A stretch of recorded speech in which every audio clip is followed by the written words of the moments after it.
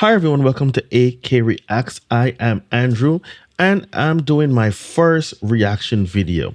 And this video is called Missing Pregnant Woman Found in Maryland Apartment. So without further ado and without long drawn out intro, let's just jump right into the video and get everything started. So let's go ahead and let me hit play and let's get it going. Yeah, man. This one right here might be one for the books. As in famous. Why? You said why? Yeah. Oh, the story for the books. You know what I'm saying? People would read it. Yeah. It all started on a sleepy winter afternoon in Maryland that turned into a waking nightmare. Montgomery County 911, what's the address of the emergency? The Shell station on the corner of Lockwood and New Hampshire Avenue. They just got robbed and somebody got shot. I don't know if somebody got shot, but I heard gunshots. The cops rushed to the scene, but they're too late. Was that really a robbery? Because he just walked up in there and started shooting, or maybe it's because the person was trying to play hero and start hitting him with an object, a broomstick or whatever that was. I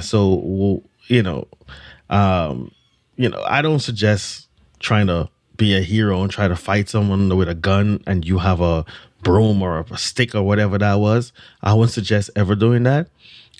This person did that and end up getting shot, if that's the case from what it looks like. But that was just a quick clip.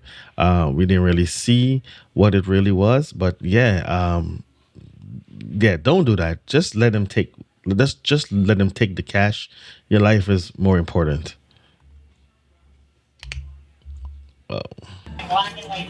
Oh, let's go up a little bit and then we need to. An unknown man has walked into a convenience store, taken out a gun, and fatally shot an employee. It's a seemingly random crime and an apparently isolated incident. As you see, as you see there, the employee was trying to hit him with a whatever that was, a PVC pipe or something like that, stick or something like that. And yeah, don't do that. Just let them take whatever they want, because again, your life is more important. Until they respond to his address. There, they'll learn something truly disturbing.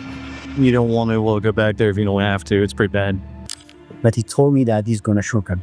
He already told me that. An unprovoked attack and a twist no one could have seen coming. Here on the decoder, with never-before-seen footage that could be disturbing, let's dive into the story of Torrey Moore. For investigators, the story officially began around 3 p.m. on Thursday, December 8th, 2022, at a dash-in convenience store in the White Oak area of Montgomery County, directly... Dash-in convenience store. I never heard of that. Across from the towering Enclave apartment complex. Staff can be seen on overhead CCTV going about their usual tasks. Just before 3 p.m., a man enters the store. He browses the shelves for a while as the clerk waits at the counter. He walks up to the counter, clutching a bottle of iced tea. Within seconds, the encounter turns hostile. In full view of the clerk, he cracks it open and takes a sip of the drink. No payment, no hesitation. With no sound, we don't know exactly what they're saying, only that tension is rising. Moments later, he throws something at the clerk. The clerk grabs a pole from behind him and swings it at the man in self-defense, not realizing that this split-second reaction will be his last. The man immediately takes out a silver gun and shoots. And damn, so it wasn't even a robbery. He was just looking for somebody to agitate, or he was just looking for a reason to shoot somebody. He's just looking for someone to kill. At least that's what it looks like. He just walked up in there, grabbed a drink, went to the counter, opened it, started drinking it, and then things just escalated. He was throwing things at the cashier, and this guy is off his rockers. As if this isn't enough, he fires more rounds. Then he picks up his bottle of iced tea and casually walks out. Within moments, multiple people call 911, including frantic staff members and passers-by. Can I give you his description while it's still in my head? Yes, go ahead. He had on khaki pants, a blue shirt. How are you doing all of this on camera? Blue rag covering his head with a gray hat, with a blue hoodie, and then a tan coat. He walked from the gas station over across the street. He's barely breathing, but he's been shot in his chest twice. He's been shot in the heart area. I don't think. Okay, give me 1 moment, okay? What is your name? The clerk is identified as 61-year-old Ayalew Wandamu. And about how many minutes ago did this happen? This as soon as I called you, probably a minute. Is there only one person that's shot? There's only one person that's shot. Okay. And the suspect was walking away? He walked away. He walked into the unfinished apartments across the street, so I don't know where he went from there. Okay, 1 moment. My man walking away like nothing happened. Is there something you can grab, like a towel or something, to put pressure on the wounds? He is dead. So he's beyond help? He is dead. At 3:06 p.m., the first responders arrive. But what they don't know is that this is only the beginning to a case that will lead to another harrowing discovery. Where is he? I'm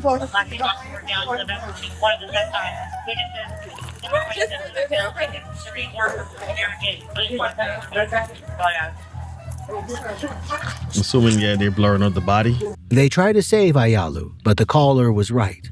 He's beyond help. The cops spread out around the store, talking to the staff and searching for evidence. What is the worker's name? One is McLeod. The one that was shot. Is Ayalew. Can you spell it? A-Y. Damn. I know this is a serious situation, but man, she is fine. That officer is fine. Shit, come and arrest me. I didn't do nothing, but just arrest me. Just take me for a spin around the block. Damn. Sorry, one more. Damn, she pretty too. Shit. All the employees are in a state of shock. Did you guys see anything? There's a video right there. Right, yo.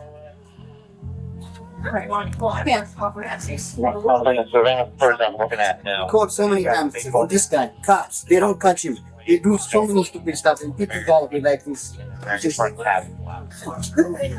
But the store manager wants to make something clear. He's been fearing that something like this would happen for a while. If you saw anything that could be helpful to us to try to catch the guy, I don't know. Do you remember seeing much, or you do? This guy comes every day. Okay. So, During the day? yeah, so what he does is he stay outside in front of, and he asks people's money. Okay. When they don't give it to him, he just, he's kind of a little bit aggressive most of the time. Yeah. And I don't know, last week maybe it's a Wednesday, Yes. or I'll say Thursday or Wednesday, one of the day. Okay. He was here, and he was doing too much outside and inside. So Okay. I told this guy to leave. Correct. He don't want to leave. Huh? So he didn't want to leave. Okay. So I called the cop, and they came. But when they arrived, he already left. Okay. But he told me that he's gonna shoot her. He already told me that. He did? So this guy must have some sort of mental problems, because like they said, it seems he's been doing this for a little minute, and they've called the cops to him before.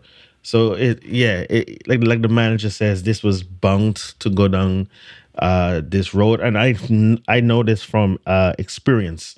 I used to work at a not retail, but I worked at retail, but I worked at a supermarket, and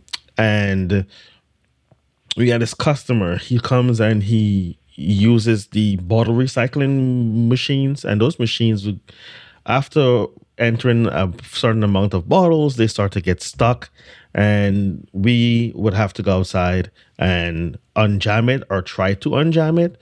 And this guy would,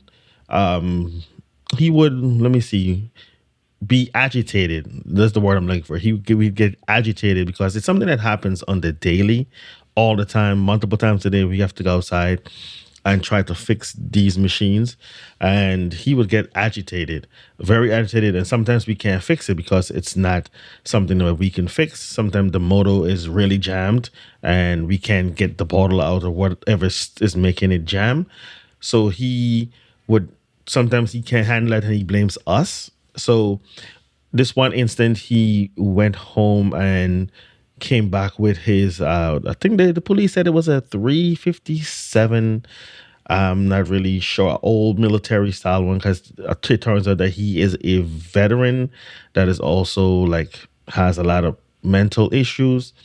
And he just came down the block. Now, I'm in the store, don't know what's going on outside, but apparently he came down the block shooting the gun in the air. And, well, no one inside the store heard it, but it was on surveillance camera. He did come inside the store and he started pointing the gun at everybody who has tried to help him with the machine, because I guess he blames us for him not being able to recycle his bottles. So I was in the aisle and I was working. I had my headphones on or whatever. And then this little kid just told me to look back. And I looked back and I saw this man down the other end of the aisle pointing a gun at me. And I didn't even know what to do. I was just like frozen. I had the broom in my hand. I just looked at him like frozen. I don't know what to do. And then this little kid, he picked up a broom and swung at him. And then he pointed the gun to the kid. And then I ran out the aisle. And apparently there was an off-duty, armor truck officers, whatever they call. But that she does have a off-duty gun and all that stuff, but she didn't do nothing. She just stood there and, well, let him do what he can. But then the kids, they chased him out the store, and then police helicopters, police cars come. They shot him with rubber bullets. He surrendered, and all they did was take him to the precinct and then released him like they always do. Because like I said, it was an escalating thing where he would get angry, and he did try to slice security with a blade and actually scratched him on the neck, and the police just put him in the car, take him 2 blocks away, and let him go free. They didn't really want to deal with it. So yeah, it was an ongoing thing, and we knew eventually it would escalate, especially since he brought out a knife. And so we knew eventually that was going to happen. But the police didn't listen. They blamed us because they knew him and they knew him as a veteran. So they always say that we must have did something. Even in this instance, they kind of blamed us. They said that we must have done something to agitate him or whatever. And I think he was eventually released and nothing really happened to him. He was back in the neighborhood, but he was banned from coming to that store, the supermarket. So it kind of got resolved. I did see him eventually, but nothing ever happened. But again, it's sometimes the police don't want to be bothered and they just let things go. Meanwhile, things are just escalating. And even the off-duty armor truck security, whatever she is, she said we must have done him something. Apparently she lives in the neighborhood too, and she knows him, so she feels that we have done something. The only thing that we did is that we cannot fix the machine because the store doesn't we don't actually own those machines, and it's a company that comes and takes out the recycling, and when it gets full and stuff like that, they're the ones that actually repair it. So all we could do is make the phone call and let them know that it's not working, and then they'll come down and fix it. So that's usually how it is. We only do minor maintenance on it, and that's about it. But yeah, I kind of understand where this manager is coming from. Yeah, he told me that he's going to shoot me. Okay. Yeah, I'm going to kill you. I'm going to get you outside. That's what he told me. Okay. And he knows my car because he always stand outside. Correct. And I come in the morning when I park. Yeah. He knows me. But, Okay. So we did a trespass this guy before. You did? Yeah, we did. Okay. And but he keeps coming. According to the manager, this man has been hanging around the store for a while. The last time he was here, Wednesday, December 1st, he had made threats. They've called the police on him before. The store has had some trouble lately with 3 separate trespassing incidents on file, but nobody ever anticipated for things to escalate this far. This unidentified man's name is among the 3 trespassing notices in the manager's office. We think this might be the guy. So, yeah, he's not sure. He has like 2 trespass notices. The other one is for Sean Henderson. And then the owner or the manager gave me this one. But right now we're doing everything. We have more officers coming in from other districts to try to find them. We have the helicopter up right now, okay? Yeah, I understand that. The problem is like we called so many times. We were asking, This. for protection because this place is a business place and a lot of times a lot of stealing happens. We called 100 times the cops, but they always come late because they have so many issues too. Yes. But last week when I called, they're supposed to call him because he don't drive. He walks. Okay. He walks those there. So, Okay. We Yes. can easily get him. And still, I don't think he went far away. Maybe most of the times he stays in Silver Spring downtown. Even when I'm driving, I don't think so many times. So this guy, he don't drive. He just walks. While it's a promising lead, the unit now has to dig through all 3 profiles to pinpoint their suspect. Time is slipping away, and they know they have to move fast. They enlist the store manager's help in an attempt to identify the suspect quickly. How many? Is it me, or is all of these female officers just pretty? God damn. Where is this police department again? Damn. They're all pretty. Damn. How many times would you say you've seen him? Every day. Every day you see him. Because every day he's stay outside and he asks people for money. So there's a lot of footage for him staying outside. Have you ever seen him wearing the clothes he was wearing today? Yes. Yes. Same clothes. What about a week ago? Was he wearing the same clothes or different clothes? Do you remember? I would say it's kind of the same, I would say. Okay. But while this man is a regular at the store, the manager doesn't know his name. He always say, I'm the king, I'm the furrows. That's what he used. I'm the king. Yeah, that's what he said so many times. He just, he have a kind of some belief, I think. He always, doing. He must think he's Massacre. Massacre running around talking about he's king. A cartel, a war. Some shit on his hand like this. Because I live Silver Spring, so I see him in downtown. Although Ayalew was struck by multiple rounds, the autopsy later confirmed that it was the bullet that severed his spine that ultimately ended his life, an incident that has now rattled the entire local community. I was at this gas station earlier this morning. I go to this gas station almost every single other day. So, you never know when violence is going to strike, and, you hope it's not you, but you also hope no one else gets hurt. Investigators know that they have an armed suspect on the loose and must act fast.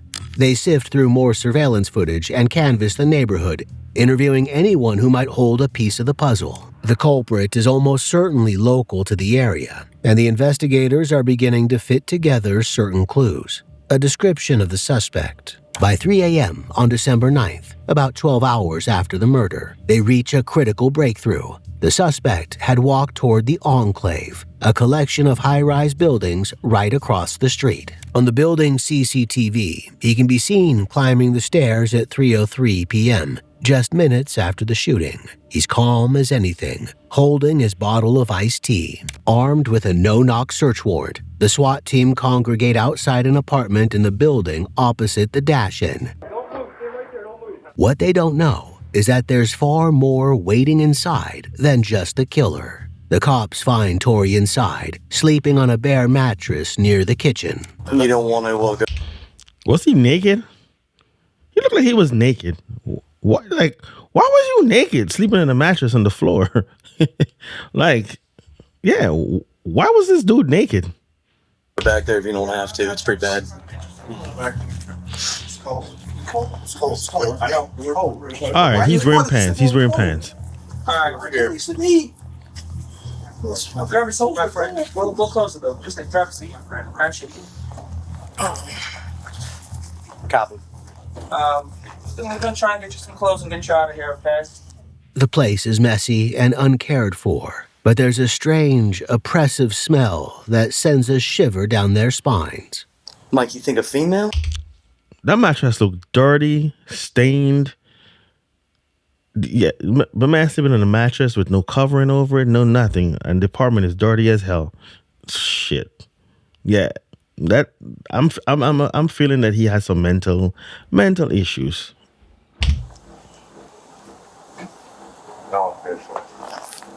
Yeah, it's a female. Wonder if that was mom.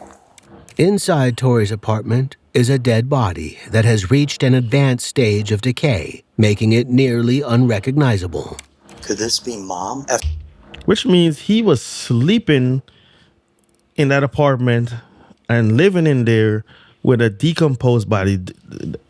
That apartment must smell. And I'm surprised none of the people in the other apartments even smell that, to even report the strange smell or anything.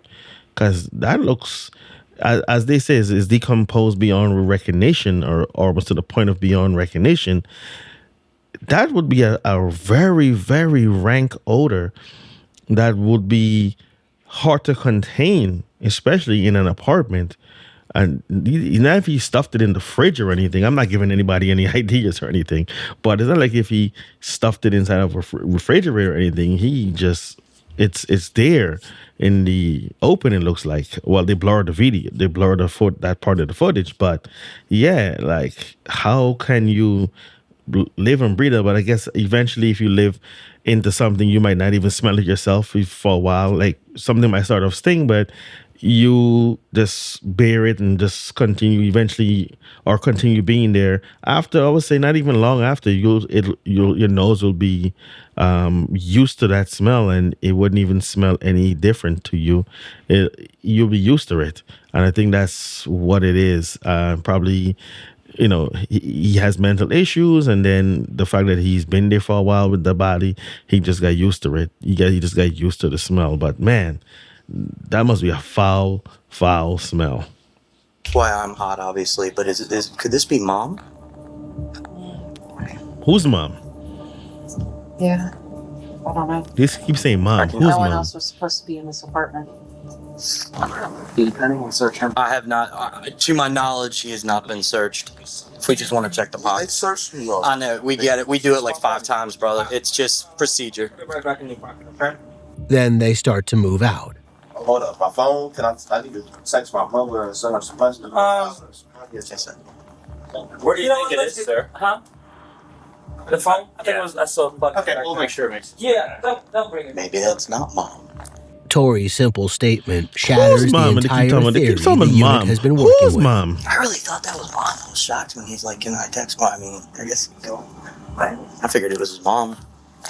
Oh, his mom. Okay, his mother.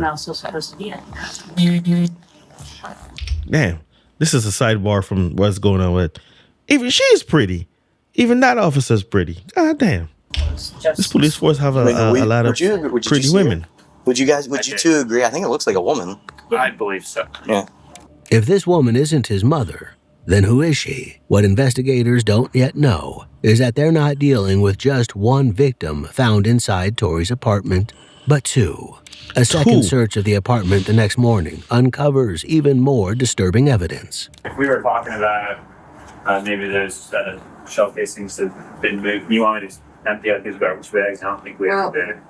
Is a rat in there? Oh yeah, there's mice through here. Just so you guys know. So yes, that is true. Apart from Torrey clearly not taking care of his space, investigators determine that he's been living with a dead body for a month or more. They also find multiple weapons in the place, including some spent shell casings and a sword.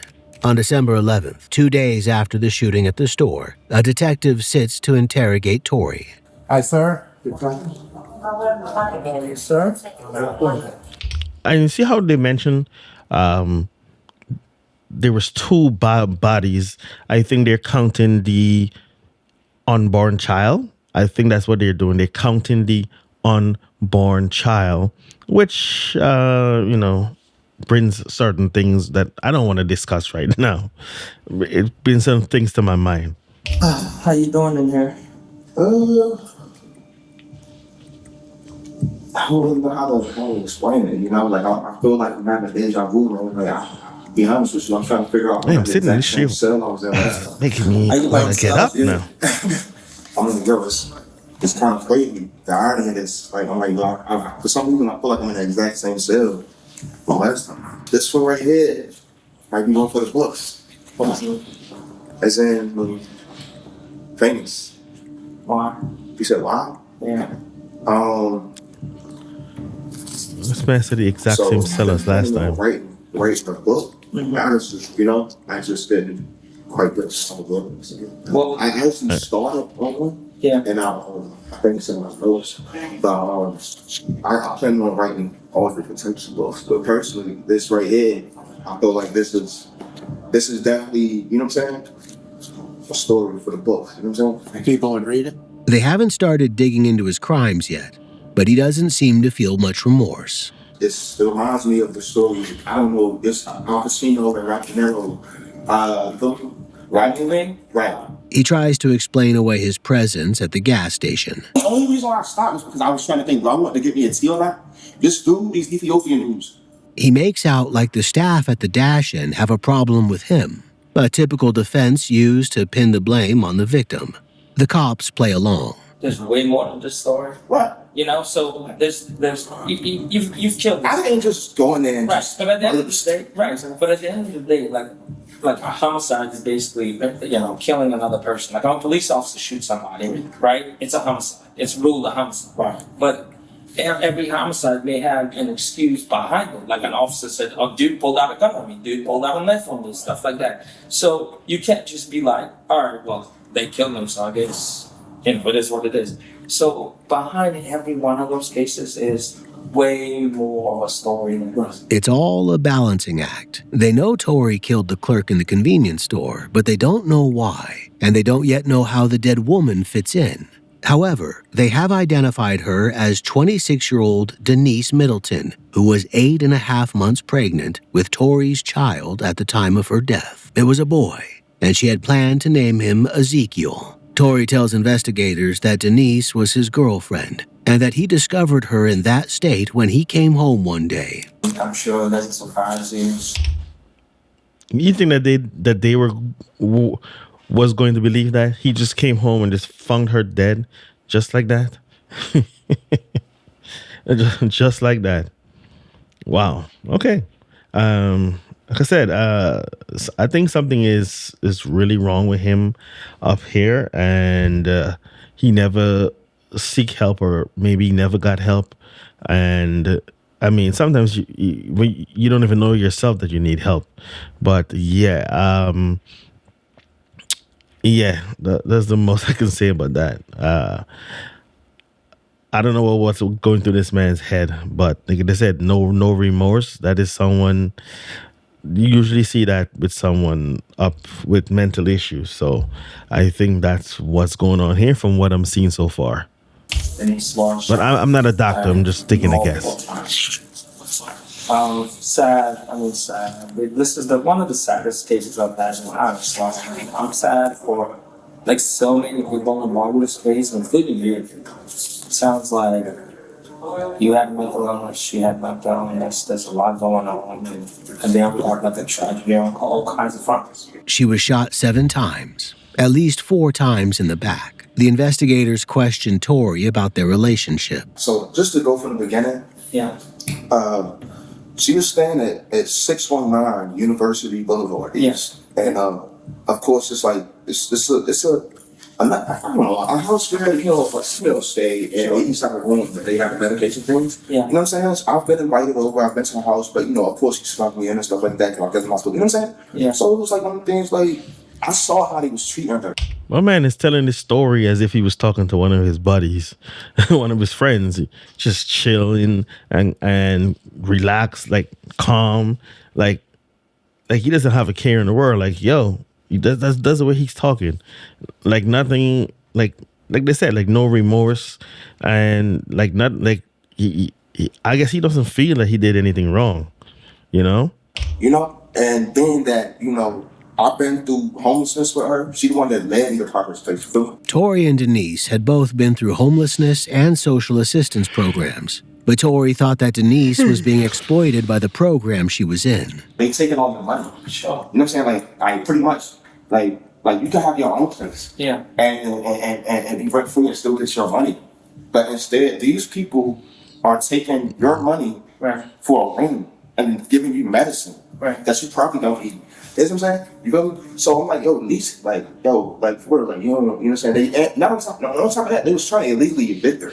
They told her she had to leave in 10 days, and so like, she kind of had to go in. Right, she don't have no way to go, but at the same time, like, she didn't have to leave that place, but she didn't know that. You know what I'm saying? I'm just letting her know, like, they can't. That's illegal. That's illegal. Yeah, they gotta go through. Right, they gotta go through the courts to do that. You know what I'm saying? But that's correct. That is true. He invited her to stay with him while she got back on her feet. They'd already had a tumultuous relationship. That is true, and a lot of landlords, well, people in the whole, whether it's your boss at work or wherever, they bank on you not knowing policies, or in this case, laws, and they will tell you need to move in 10 days when they're actually supposed to go through the courts. And they can't just evict you just like that. So he is right on that. He is right on that. Getting together and then separating multiple times. But it was different this time. She was pregnant with his child. You know when somebody keep calling me that somebody they want to be with you?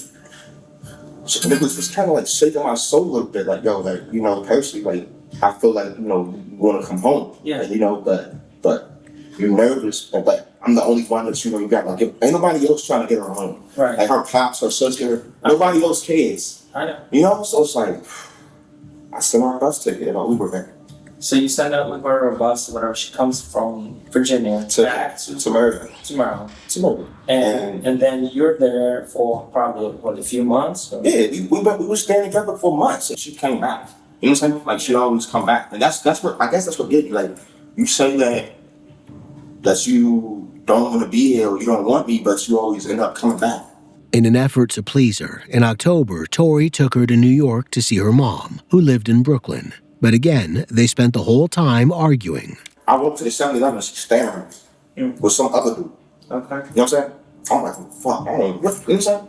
So you come back October 8th, and that's when the whole story that you told me the other day happened. When you guys are coming, she's complaining about some of you not using the bathroom, some using the bathroom, and then you have like a little thing downstairs where she gets pushed down. I said, we was coming from somewhere, and she had she wanted to use the bathroom, but I'm like, oh, we probably street from the house. You know what I'm saying? Like the bathroom on the house. Right, really. So I'm like, wow, you know, she wanted to argue, but I stopped anyway. The autopsy of Denise's body revealed that she had been dead for 2 months when she was found. This puts her date of death around October 8th or 9th. Around then, the couple got into a physical altercation. Y'all push her and stuff like that. I'm not pushing her. I pushed her. Right, and she fell all the way to the ground. Like, she's slicing it. Like, I didn't push you that hard. You see how much bigger she is than me? Right. But I didn't push you that hard. Right. You know what I'm saying? So you sliced it. So it's like, now I'm trying to help you up. You know? Come on, get upside down. You know what I'm saying? So and it's like you're just trying to make me look like I'm in the bag now. Again, Torrey uses his usual excuse of blaming the victim and taking no ownership in admitting that he was the one who pushed her to the ground while she was 8.5 months pregnant. This man pushed a pregnant woman down to the ground and then blames her. He blames the victim for the reason why. I mean, maybe the relationship is toxic, but she's pregnant. Couldn't you just walk away, leave, let things cool down, or just you guys just go your separate ways? Something, but you know, why would you push a 8.5 month pregnant woman down? Yo, this guy's a bozo. That's all I gotta say about that. So then I get in the house and we still like fighting and wrestling and whatever, you know what I'm saying? And I ended up throwing up again. You know, that was on the side where she was at, but she was still living. You know what I'm saying? Right. We were still like going through it there. You know what I'm saying? When I left her, she was still living. The last image we have of Denise is from October 9th from the CCTV of the elevator in their building. The couple gets in the elevator together. Torrey prevents other residents from joining them, while Denise just stands quietly in the corner. When they're alone, she moves away from him. That shows you how controlling this man is. That shows you how controlling this man is. I think I've ran into people like that, dudes like that on the train. Back in the days, they want to fight you if you look at their girl. They want to fight anybody. Don't look at my girl. Don't look at me.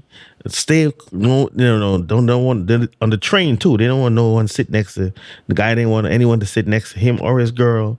And dude was ready to fight people, and I'm like, yo, I need to switch cars because this guy looked like he's about to pop off. And yeah, some of these guys are they're controlling like that. I've literally met guys like this, very controlling. And maybe or maybe not, they also have mental issues, but hey, yeah, this is not so. This, ladies, if a man is controlling, that's not where you want to be.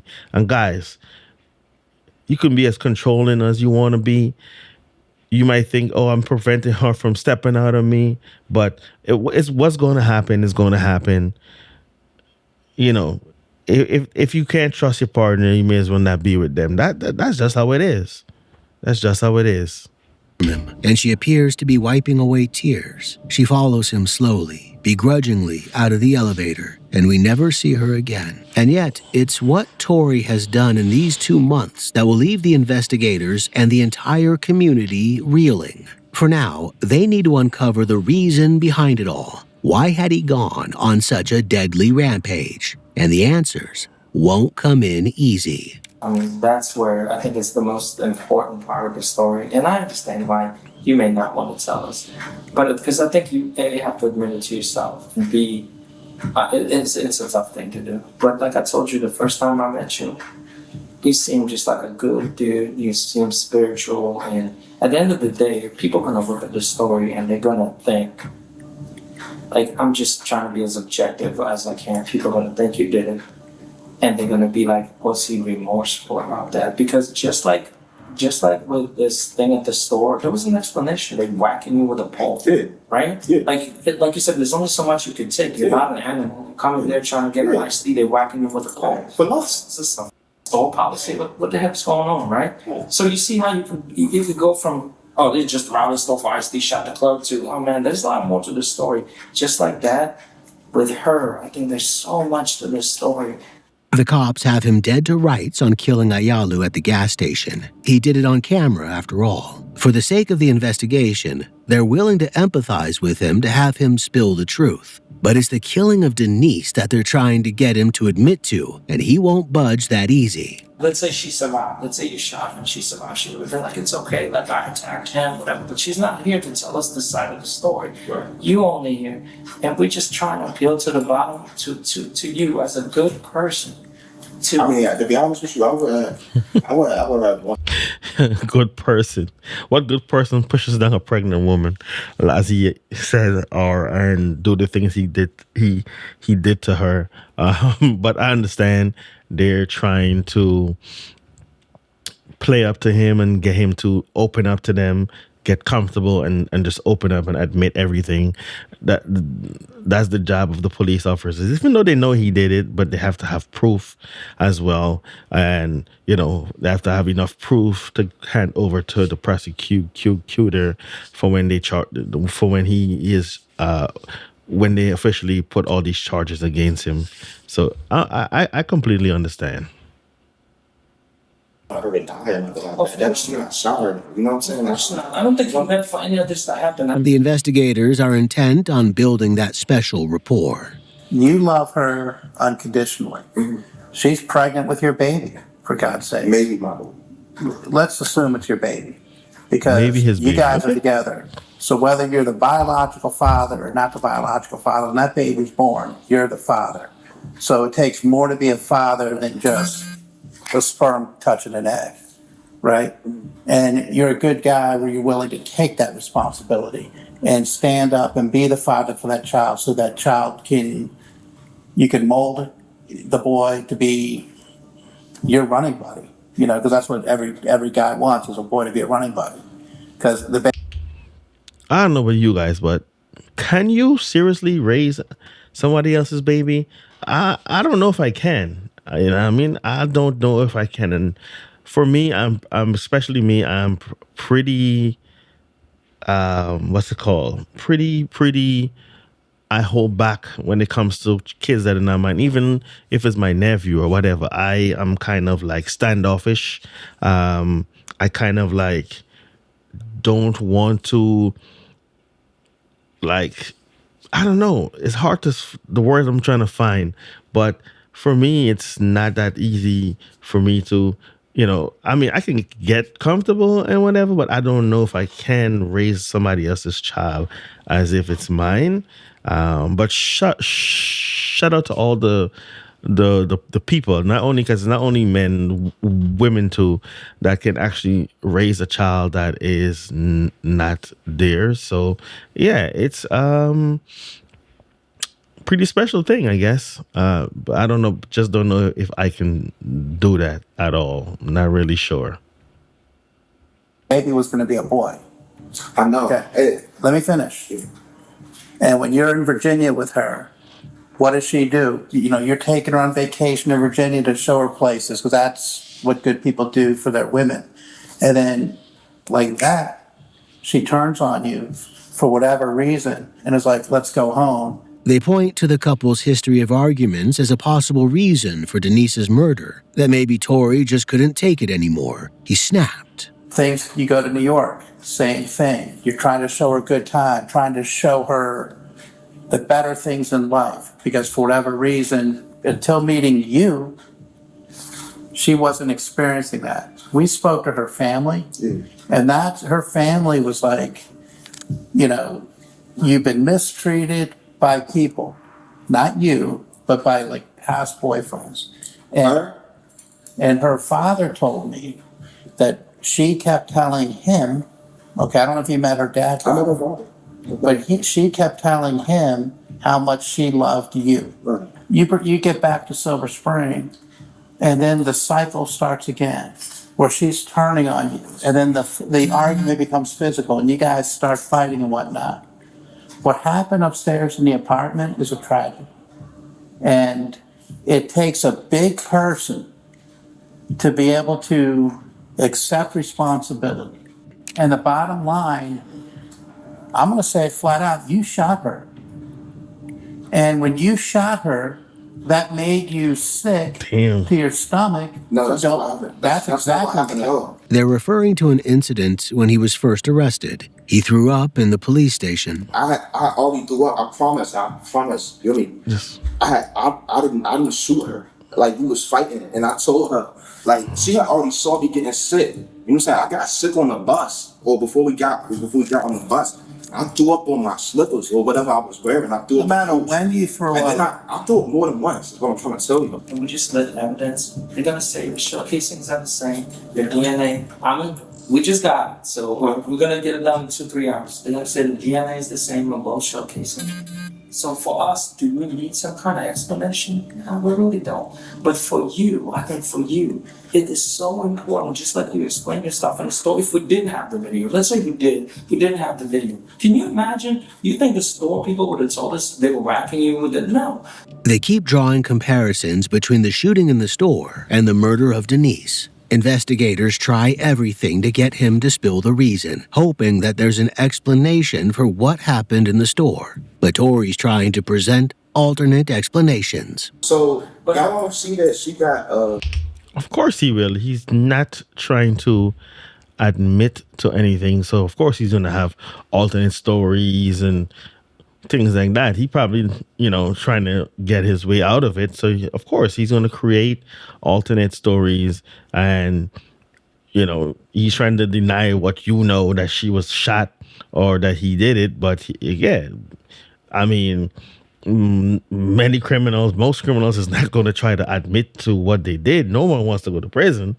No one wants to be locked up. So they're going to try to get out of it, and they're going to lie. So that should not be so surprising that he would do something like that.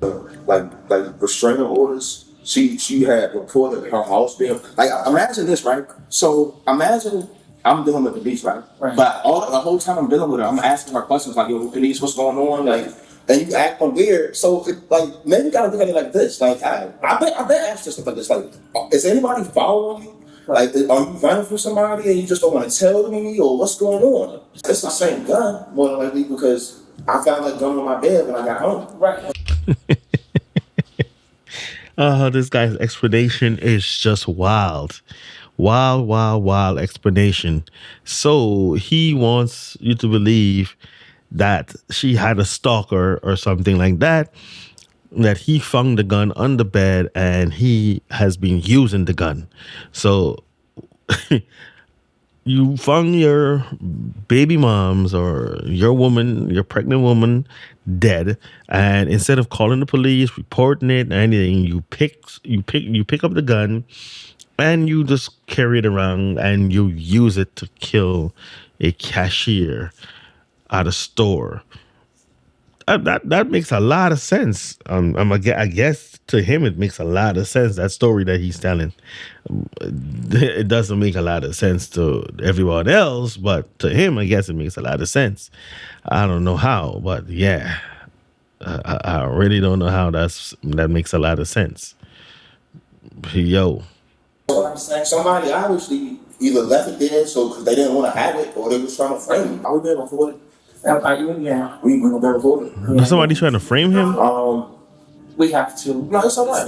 That's all right. It's a new. I just wanted to be sure. No, and I don't want to lie to you. It's a new law we have that we for all murders and homicides we have to report. So we can't say, all right, well, I'm saying he said that and you got to this. Right. So we're just trying to be fair to you, but I don't want to lie to you and you are. Yeah. So I mean, with that being said, man, I don't want to sit here and I don't like to give people sob stories because, like I said, I'm man. You know what I'm saying? And I personally. And there he goes. He is mental. He said it himself. And all signs pointed to him having mental issues. But he's mental issues or not, he is coming up with excuses. Someone trying to frame him. She had a stalker. He found the gun on the bed after he found her body. Although he never reported the murder, he kept the gun that murdered his pregnant girlfriend and unborn child. Yep, that's what he wants you to believe. Okay, sir. That's what you want people to believe. I guess you must think everyone else is just as mental as you are. Or you're not thinking at all like that. But I mean, I don't know how that works, how the mental stuff works. But I guess that's what he wants us to believe. He's telling Mr. Moore, I'm asking you as a person, if something went down between you and her and there's a good explanation for this, just like there's a good explanation at the store. What good explanation? Moore, tell us. It's important. Please, it's important for all of us. It's important for you. It's important for her. It's important for the baby that died, man. It's so important, please. But they've gone a step too far. I think for me, I should wait for a lawyer to inform me what I should do, because... Well, I'm not going to let you tell your story. This is your opportunity to tell the story. Because I'm telling you... This is a tactic that the police usually use. They don't want you to lawyer up. They want you to just confess and get this thing over quickly. And understand, they want to get this over. They don't want to drag things out. They know that you did it, or they suspect that you did it, and they just want to... I think that they just want to get you to get all this over with and send you off to the prosecution's office to be prosecuted, and just say that they have the killer. And sometimes you're not even the one that has done the thing that you're being charged with, but all evidence point to you, and they just, it points to you, it looks like you, so it is you, and that's where they're going with. And the easiest way is to not have you lawyer up. They want you to just confess and get this thing over with. So yeah, that's what they're trying to do. And the lawyers will say, Mr. Moore, don't you dare talk to the cops. And I'm being honest with you. It sounds like you're asking for a lawyer. But the bottom line is, a lawyer's not going to let you tell your story. And when you go to trial, you're going to sit at a table, and 9 out of 10 times, you're not going to tell your story there. And so your story is going to be some wacky story about you leaving, getting a joint, and coming back when there's a gun on your bed. You and I know that's bullshit. Okay? Why is that bullshit? Because it's bullshit. And I'm being real with you. If you don't call the police, that's bullshit. Someone is at the door. Hold on. And you didn't call the police because you did it, and you were waiting in your apartment because you were like, shit, Somebody's going to call the police. That's not why. I didn't call the police. I didn't call the police. It was because I'm not supposed to leave anybody in my house when I'm gone. As a state, you know what I'm saying? As a rules to my program. Nobody's supposed to be in my home. So that's so I automatically knew that was wrong. So I'm like, yo, like the reason why I didn't call the police wasn't because I did it. It was because I didn't know what to do at this point. Like it's a you didn't know what to do because you had shot her. He continues to deny killing Denise, but he does go into more detail on the gas station attack. I started acting like, I want to get the antique part of the store. And the manager said something to me about you can't be in the store that long or something. I'm like, yo, dude, I ain't even been there that long. You know what I'm saying? So then I approached him, I'm like, what are you talking about? You know what I'm saying? And he wanted to get all around with me. I'm like, yo, dude, like, why? Yeah, he was not supposed to be in the store because you have a they banned you from coming to the store because of the threats and stuff that you was making towards the employees. Then I'm like, so he throws somebody out, you know what I'm saying? But it's like, yo, at that point, I didn't pick up nothing. You know what I'm saying? So it's like, yo, I can let that be. You know what I'm saying? You do a couple things with you. I can live with that. You know what I'm saying? But then this dude pick up a pole and hit me with it. Torrey admits that he can get violent with the right provocation, and the investigators draw this back to Denise. I believe you. She's much, much bigger than you are. And just because you're a guy and she's a... He said much, much bigger than you are.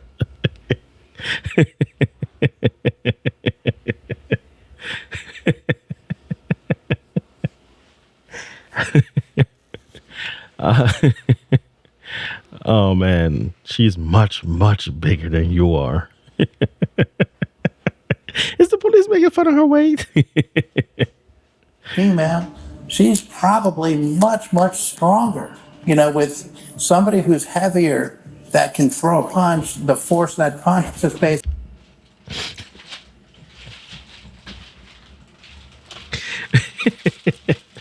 Yeah.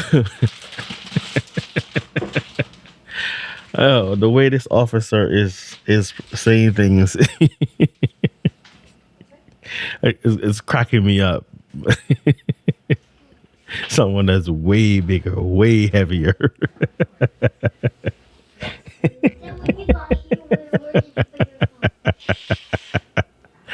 Oh man, that's funny. That's funny. The physics is much heavier, and that's what I mean. You did not go there to be like, you know, I'm going to kill her. No, but when she attacked you, I don't think you had a choice. Is this off the record? Can we go off the record? We can do off the record. Remember the sword found in his apartment? So, while me and Denise was fighting, right, I picked up a sword.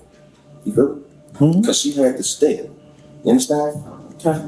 But I knew I didn't want to stab her with that. You feel me? I knew she was pregnant. I didn't want to, you know what I'm saying? I didn't want to stab her with the sword. All right?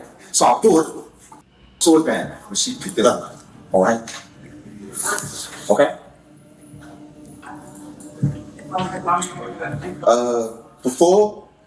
Before that particularly occurred, she about happened to slip up and say, one of us went down in the mic.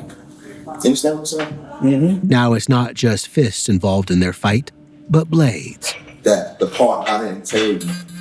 You understand? So would you shoot her?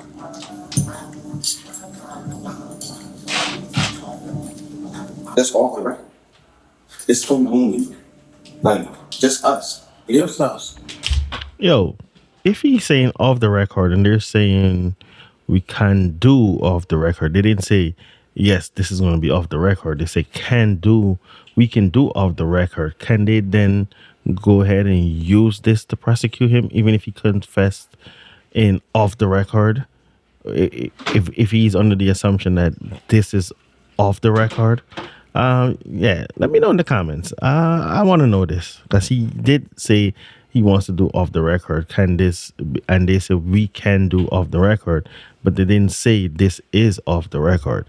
I'm paying attention to the language and how they used it. They didn't say it was. They didn't agree to it. They just said we can do off the record. So I want to know, because he said that, is that considered off the record. Yeah, let me know in the comments. Let me know in the comments.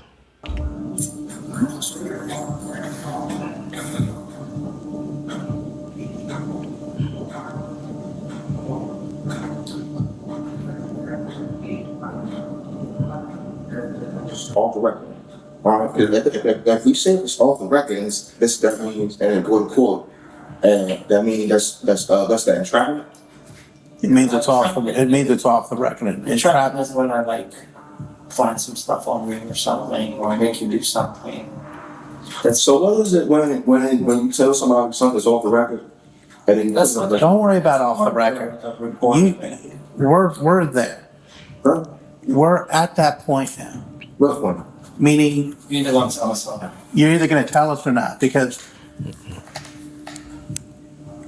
he turned off the recorder.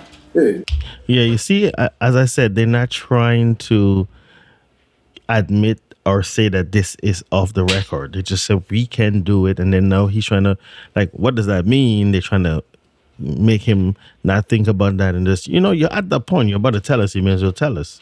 So yeah, I think that because they never said, yes, this will be off the record, because I don't think that they would be able to use it if it's off the record. So I think that's what they're trying to avoid it. They're not trying to let him focus on that and let him just go ahead and incriminate himself. So I think that's what they're doing right there. Yeah. Okay. But let me know in the comments. You shot her. There's no cameras in here. You're either going to tell us somehow, man. You shot her. The camera's on him. If you're going to tell us, just tell us the It's right on the officer. Torrey has just opened the door, admitting that he hasn't told the cops everything for fear of the consequences. Did you feel like the sword she ends up with this, or did she try to stab you with it? Or did she actually stab you? Do you have any marks on you? But that's why you had to shoot her, because she had a sword. Is that what you're telling us without telling us? What ended up happening was when I got on the bed, I don't think she hit me, and I don't think I hit her. But it was like one of them things, like we was, it's like she probably would have hit me, and I just really want to relieve her of these fucking weapons. You know what I'm saying? How many times did you shoot her? Huh? How many times did you shoot her? Did I ever say I shot her? Yeah. I did. What did I just say? He thinks that his physical confirmation, rather than saying it out loud, gives him plausible deniability, but the cops don't see it that way.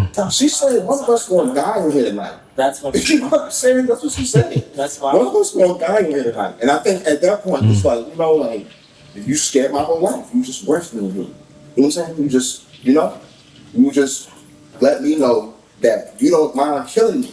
It's not an outright confession, but it's close enough. Did I help y'all 100%? Well, yeah, I mean, I gave y'all, I did, the best I could without pretty much like telling on me. We just want to make it, the truth, right? Did I do that for y'all? That's all we want. Did I do that for you? Huh? Did I do that for you? I hope so. They take him back to his cell, and they prepare to put him on trial. 31-year-old Torrey Moore appeared in court for the first time since... He's trying to be slick, but I don't think he was as slick as he thought he was being. Yeah, I think him just be like, well, and not actually saying it, but hand gesturing it did not make it any better for him. Yeah, I don't think that you just using body language and not actually saying the words mean you didn't confess, His arrest, he was originally charged with murdering a gas station clerk. The victim in the case was a 61-year-old store clerk who was shot multiple times during an assault that occurred inside of that convenience store. He's now facing 2 additional charges after a young woman's body was found decomposing in his Silver Spring apartment. An examination of his phone records reveals that following that fateful evening of October 9th, he moved around the D.C. area, making damning Google searches, such as how long before... Hey, I noticed this man loves his iced tea. All the drinks you keep seeing him with is that iced tea, man. This man loves his iced tea. A body starts to stink, and how to move dead body without being seen. He also searched how to plead insanity. Then he took a bus to North Carolina and then all the way to California, but he couldn't run from what he'd done forever. Torrey returned to Silver Spring a month later. Denise was still lying in his bedroom, lifeless. He still didn't do anything about it. He lived with her in his apartment for 25 more days before the afternoon of December 8th, when he walked into that convenience store. During the proceedings, his lawyers argue that he's not competent to stand trial, saying he has schizophrenia and that he was out of touch with reality. You know what's crazy, and I'm not trying to be funny, but what's crazy about that is that even if he has mental issues, just the fact that he searched up how to plead insanity or how to move the body and all that stuff is not going to make him seem like he has any type of mental issues. At least to the prosecution, they're not looking at it like that anymore, and they're going to try and convince the jury of that, because the fact that he's searching on how to plead insanity, and I guess to find out how he can do that, even though he may already be insane. The fact that he's searching, he's making those type of searches, it kind of makes him seem like he is fully competent of what he's doing, and he's just trying to act crazy for a plea. But he does stand trial, not for 2 murders, but for 3. His and Denise's unborn baby Ezekiel, at 8.5 months old, was viable at the time of the shooting. This makes it murder. In May 2024, Ayalew Wandimu's family gets justice. A jury has found him guilty of murdering a gas station clerk. And in November, he's convicted of the murder of Denise and her baby. It's the first conviction of the murder of an unborn child in Montgomery County. In just the last hour, Torrey Moore was sentenced. Torrey did not speak in his defense at his trials, nor did he speak at his sentencing hearings. His victims' families will be forever without an explanation, including this relative of Denise. And rest in peace, Denise, Ezekiel. We got your back. You're gonna be missed. Did you want to hear anything today? Did I what? From Mr. Moore, did you want to hear something from him today? Well, a good explanation would have been good, yeah. I would have liked to hear him why. Torrey will not be eligible for parole until he is 90 years old. If you or someone you know is experiencing abuse, the U.S. National Domestic Violence Hotline is available 24/7, 365. 1-800-799-SAFE, 7233, or thehotline.org. What do you think about this horrifying story? Let us know your thoughts in the comments. All right, so that's the end of that video. Yeah, it's a pretty long video. Yeah, but I think he got exactly what he deserved. Yeah, for killing 3 people, include one of them being an unborn child. And I think his insanity plea went out the window when they looked up his searches and saw that he was looking up how to plead insanity and all the other searches. How long does it take a body to smell, and how to, get rid of a body without anyone knowing. These are the things you should not search on your personal device, because even if you didn't do it, the fact that you have those searches will kind of incriminate you, even though you may not have even committed any crime of such. So yeah, you guys let me know what you think of this one in the comments. Yeah, but this guy is a bozo. That's what I think. He's just a bozo. Yeah, see you guys in the next one, man.